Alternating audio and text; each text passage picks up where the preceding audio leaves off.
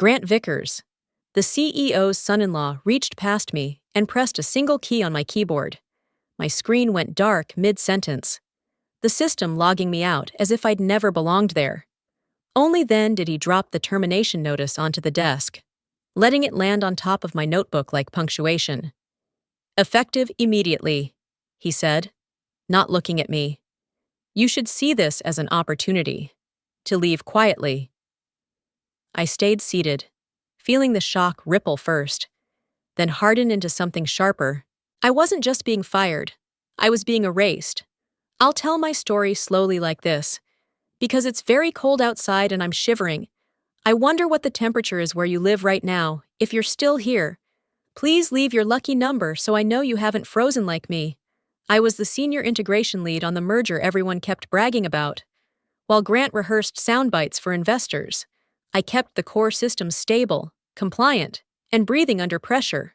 I fixed what couldn't fail and carried responsibility no press release could explain. He inherited a title. I carried the consequences. I glanced at the termination notice and saw exactly what he wanted me to see. The date, the timing, 72 hours before my $97,000 performance bonus was due. Grant watched my face, waiting for the crack, the fear, the moment I understood how neatly he'd cut me off. To him, the bonus was just money saved, a clever move, a quiet win. He didn't know it wasn't just compensation. It was a trigger, tied to protections written long before he married his way into power. Protections meant for moments like this, written by people who understood that systems fail most often because of ego. Grant straightened his jacket, satisfied, already moving on to his next meeting. I felt the insult burn, being dismissed by someone who had never earned the right. Then the realization settled. Cold and precise. Firings don't happen with timing like this by accident. 72 hours wasn't random, it was deliberate. And without knowing it, Grant Vickers had just started a countdown he didn't understand. What just happened was only the beginning. The next part of the story contains some fictional elements and uses AI to clarify the message and enhance the emotional experience. If you empathize, I greatly appreciate it. If not, I hope you have a peaceful evening and a good night's sleep. I spent 17 years in rooms no one remembered, fixing problems everyone pretended didn't exist. At midnight, at dawn, between flights and holidays. I rebuilt systems that kept contracts alive while executives slept. When a server failed before a board presentation, I restored it. When a compliance flag threatened a deal, I rewrote the logic. The company called it reliability. I called it survival. Grant Vickers drifted through those same years like a headline waiting to happen. In meetings, he spoke fluent buzzword and empty confidence. He promised scalability without understanding load, resilience without testing failure. When something broke, he vanished. When it worked, his name appeared in the recap. I learned to correct him without embarrassing him, to clean his messes quietly so the illusion stayed intact. 17 years teaches you restraint. You swallow credit. You absorb blame. You keep building because systems don't care about ego. They care about precision. I believed that if I kept the machinery running, value would eventually be recognized. That belief cost me weekends, relationships, and sleep. The $97,000 bonus everyone loved to mention was never a reward to me. It wasn't a pat on the back or a thank you. It was a mechanism, a line written deliberately into my contract long before Grant arrived, designed to protect the work from people who treated infrastructure like furniture. As I packed up my desk, the irony settled in cold and sharp. They thought they were cutting costs. They thought they were removing a background player. Calm arrived the moment the door closed behind me. Not relief, not anger, just clarity. 17 years of building systems had trained me to respond to failure with analysis, not emotion. This situation was no different. I opened my contract, not to reread what I already knew, but to confirm the sequence: cause, trigger, outcome. The clause wasn't buried by accident. The founder had written it himself during a period when the company still feared its own growth. He understood that power eventually drifts toward people who never built the thing they command. So he tied control of the core system to my performance bonus, not as a reward, but as a safeguard. Pay it. And ownership stays put. Withhold it. And the rights revert automatically to me. Clean, silent, enforceable. Grant Vickers had never read that far. He skimmed contracts the way he skimmed responsibility, looking for signatures and skipping consequences. I had watched him do it dozens of times, handing documents to assistants with instructions to make sure it's standard. To Grant, contracts were formalities. To me, they were architecture. I checked the timestamps. The bonus had not been paid. It wouldn't be. Not now. That meant the clock had started. No alarms, no warnings, just a legal countdown moving forward, whether anyone acknowledged it or not. Systems don't need permission to execute. They only need conditions to be met. I verified access logs, licensing records, and custody chains. Everything was intact. The transfer protocol was automated, designed to trigger without my involvement. That was the point. No intervention meant no argument. By the time anyone noticed, the result would already be real. Grant believed he had saved the company $97,000. He believed he had acted decisively, efficiently. What he actually did was remove the final barrier holding the system in place. I closed the contract and shut down my laptop. There was nothing to rush. The mechanism was already running. When the bonus wasn't paid, ownership wouldn't be debated.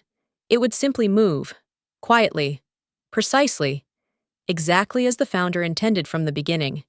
Years earlier, I learned my place in the $310 million merger without anyone saying it out loud.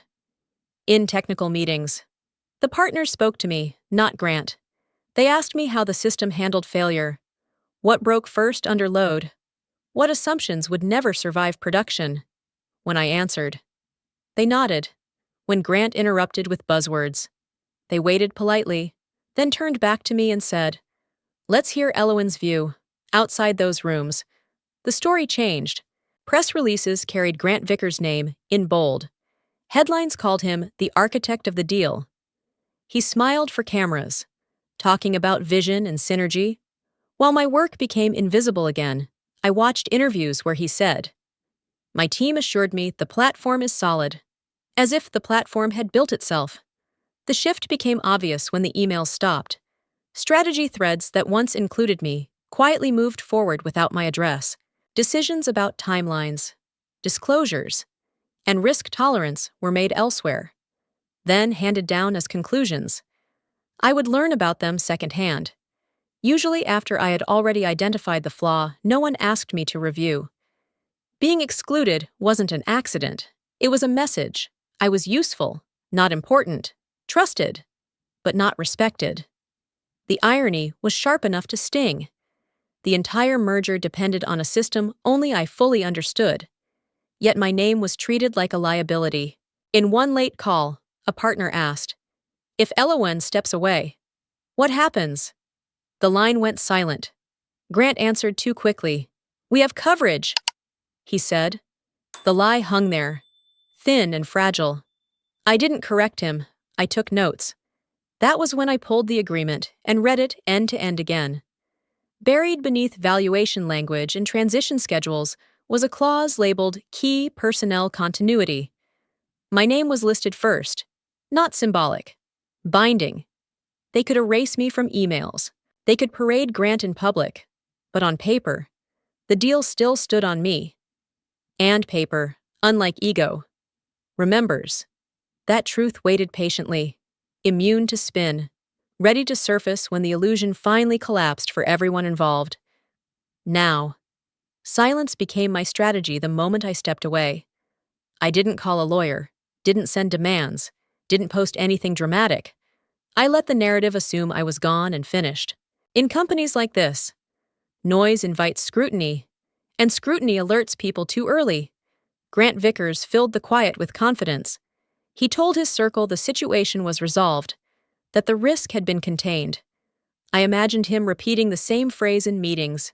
"We've handled it," while checking boxes on a list he didn't understand. To him, removing me was housekeeping, not a structural change. The board remained comfortably uninformed. No emergency session, No flagged memo, just routine updates and optimistic forecasts. That was the advantage of timing.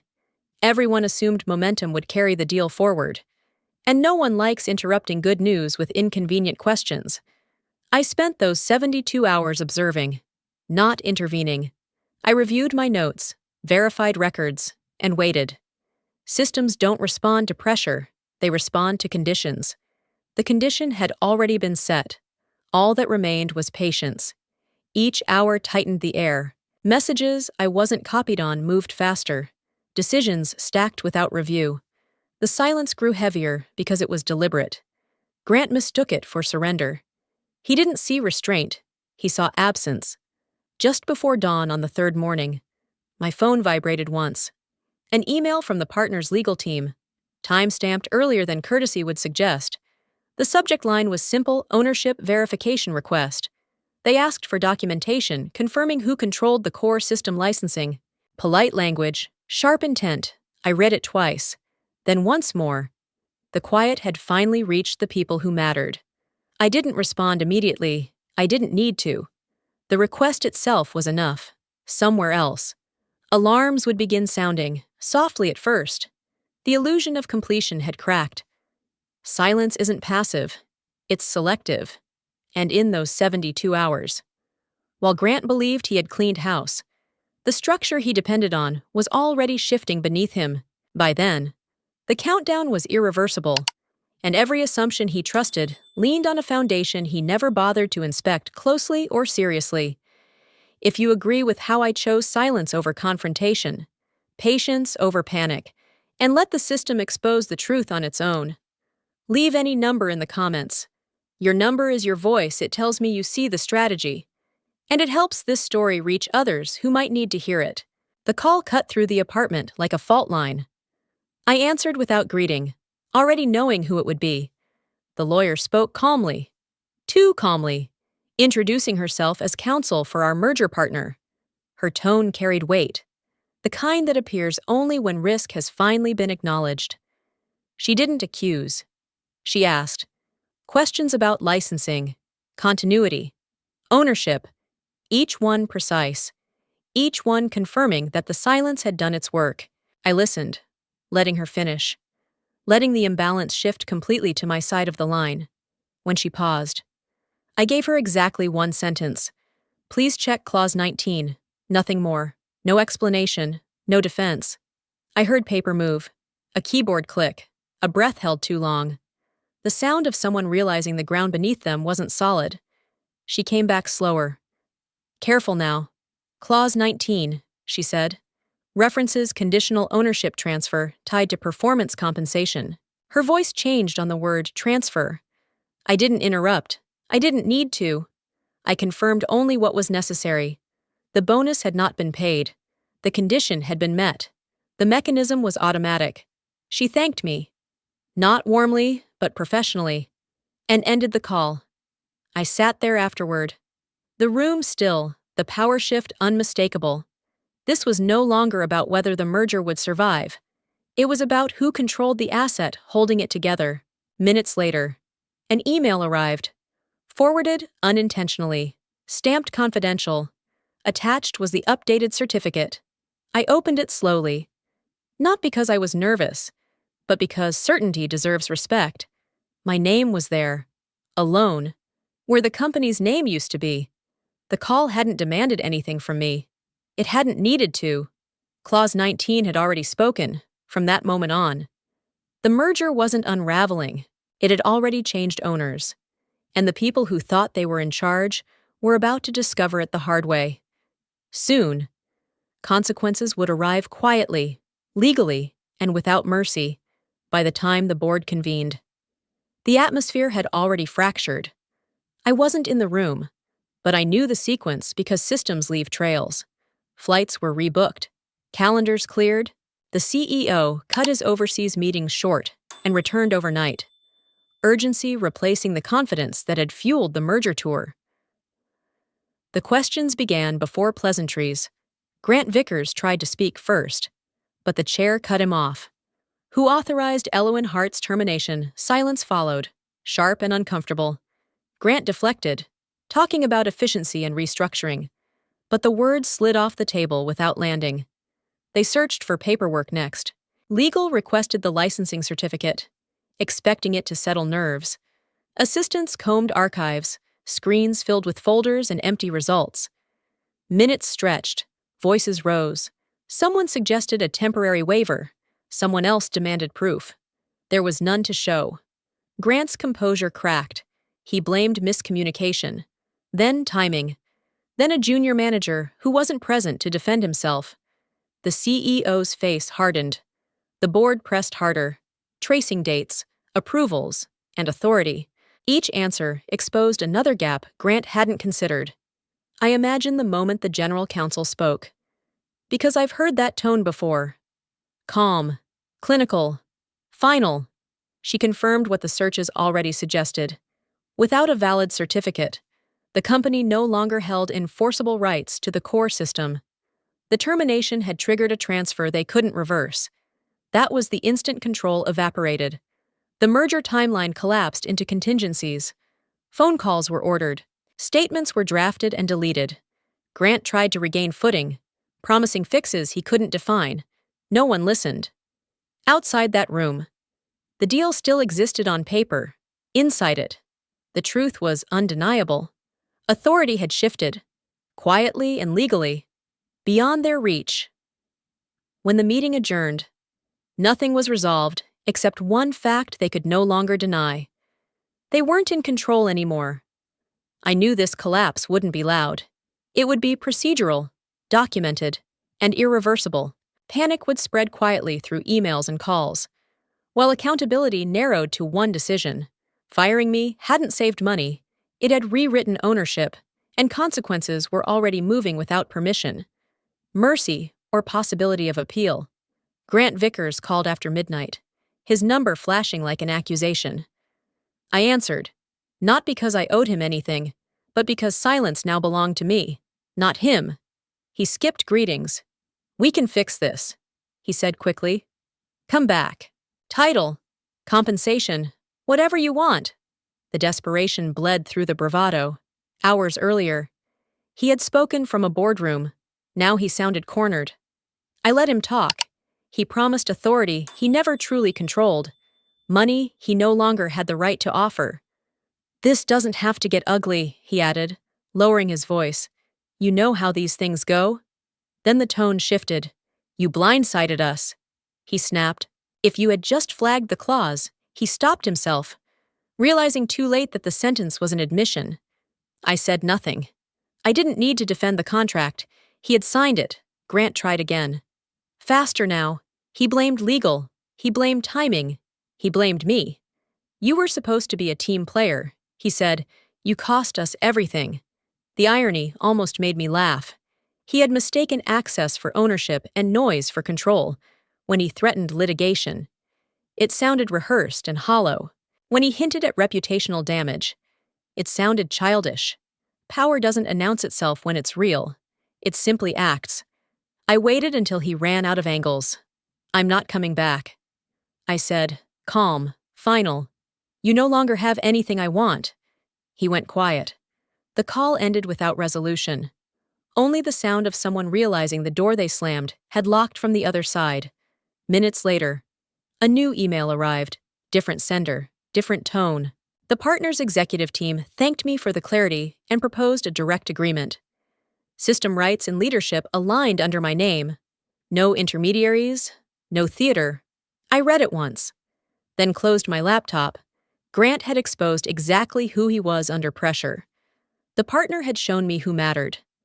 The choice required no debate at all.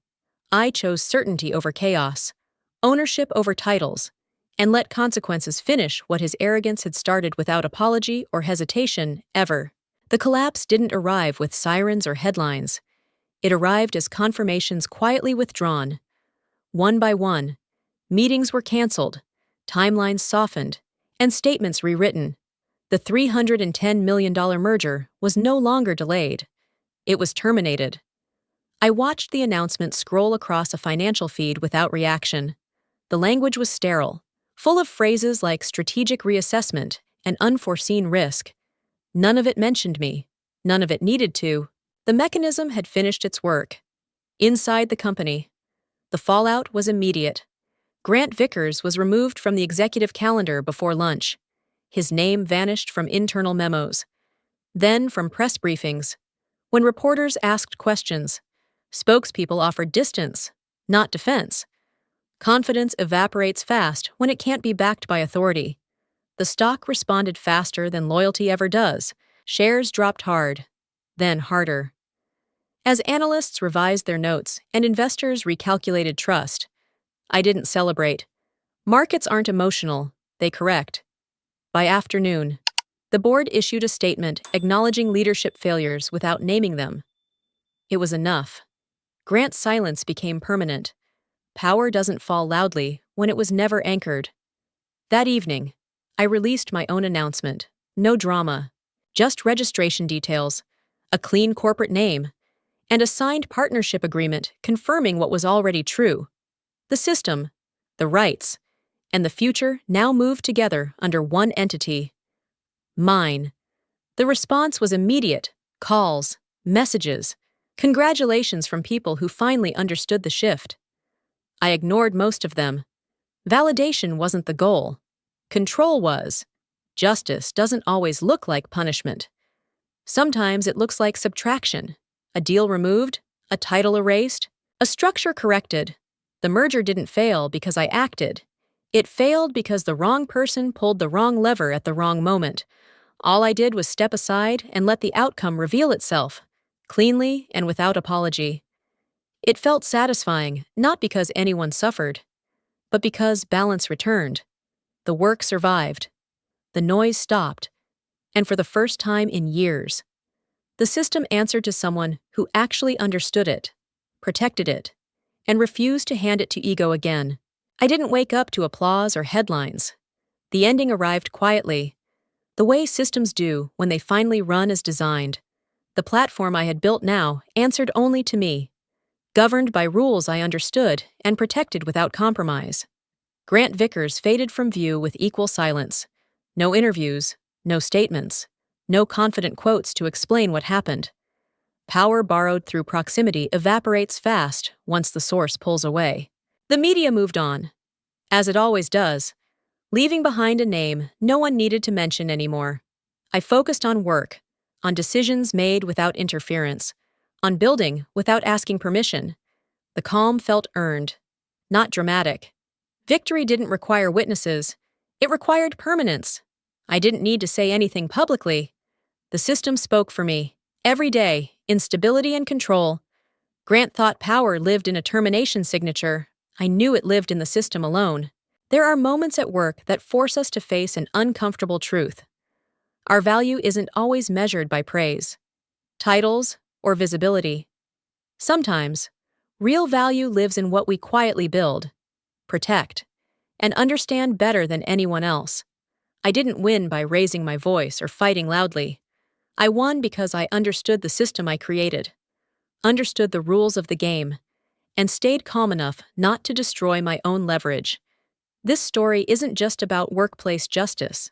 It's a quiet reminder to prepare for the day when your position or connections no longer protect you.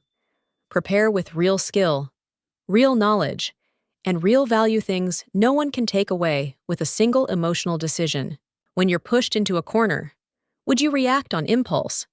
Or would you step back, observe, and let the truth speak for itself if you were in that situation? What would you do differently? Would you confront it head on? Or would you choose restraint to keep control in the long run? I'd genuinely love to know where you're listening from right now. Which city? Which country?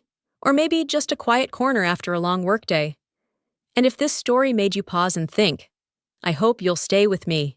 One subscription from you helps stories like this reach more people. A like or a share from you might help someone who's being underestimated realize they're not invisible. When you take that small action, you're not just supporting this channel, you're standing up for people who deserve to be seen and heard. This story was fully created and produced by our team. We do not copy or borrow content from any other channel. Thank you for staying with us and listening until the end.